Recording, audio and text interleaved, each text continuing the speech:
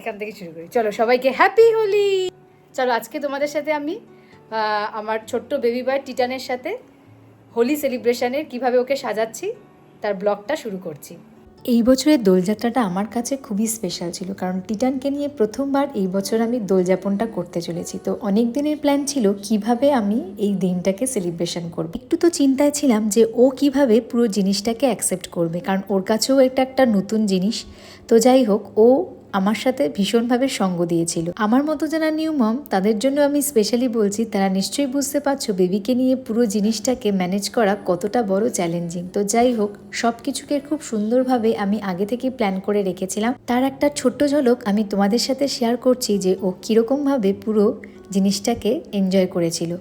তো আশা করি তোমাদেরও এই ভিডিওটা দেখে ভালো লাগছে। তো যারা আমার চ্যানেলটা নতুন দেখছো তাদের জন্য আবার স্পেশালি বলছি, যদি এই রকম নিত্য নতুন বিভিন্ন ধরনের ভিডিও দেখতে চাও তাহলে কিন্তু অবশ্যই আমাকে আরও বেশি বেশি করে ভালোবাসা দিও এবং আমার চ্যানেলের পাশে থেকো। তো আমি কয়েকটা ক্লিপ ওর ছবি তুলেছিলাম, ছবিগুলোকে ক্যাপচার করে রেখেছি তোমাদের কাছেও শেয়ার করব বলে। আর ওর স্মৃতি হিসাবে ও যখন বড় হয়ে এই জিনিসগুলো দেখবে, ও সেটা দেখে খুব আনন্দ পাবে। আমরা তো ছোট্ট করে আমাদের মতো এই দোলযাত্রাটা এনজয় করলাম টিটানের সাথে। ছোট ছোট ক্লিপের মাধ্যমে চেষ্টা করেছি পুরো জিনিসটা তোমাদের কাছে তুলে ধরার। তো তোমাদের কেমন লাগলো অবশ্যই আমাকে কমেন্ট করে জানিও। তো দোলযাত্রা উপলক্ষে আজকে আমাদের একটু খাওয়া দাওয়াটাও স্পেশাল ছিল। তো আজকে আমি বানিয়েছিলাম ভেজ ফ্রাইড রাইস আর তার সাথে লাল লাল ঝাল ঝাল চিকেন কষা। পরে অন্য কোনো দিন তোমাদের কাছে এই রেসিপিটা শেয়ার করব। আর তার সাথে ছিল বলরাম মল্লিক, রাধারাম মল্লিকের এই মিষ্টি 3টে।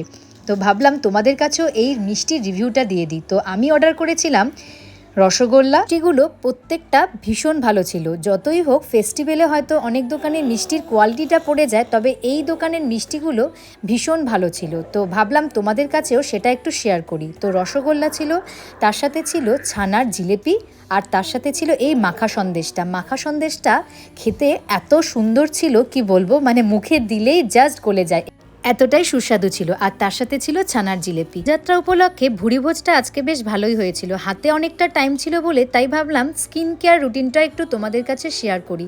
তো আমি ফার্স্টে এখানে নিয়ে নিচ্ছি একটা টোনার। এই টোনারটা আমার স্কিনের জন্য ভীষণভাবে শ্যুট করে। মম হওয়ার পর থেকে সেই রকমভাবে নিজের টেক কেয়ার অতটা করা হয় না, তাই আমি চেষ্টা করি যেটুকু সময়ের মধ্যে পাওয়া যায় সেটুকুর মধ্যে যতটা পরিমাণ নিজেকে কম সময়ের মধ্যে মিনিমালিস্টিক ওয়েতে একটু স্কিন কেয়ার রুটিন করে নেওয়ার। টোনারের পর আমি ফেসে অ্যাপ্লাই করে নিচ্ছি এই 3টে সানস্ক্রিন আমার হাতে দেখতে পাচ্ছ। তবে এর মধ্যে আমি যে কোনো একটা ইউজ করব।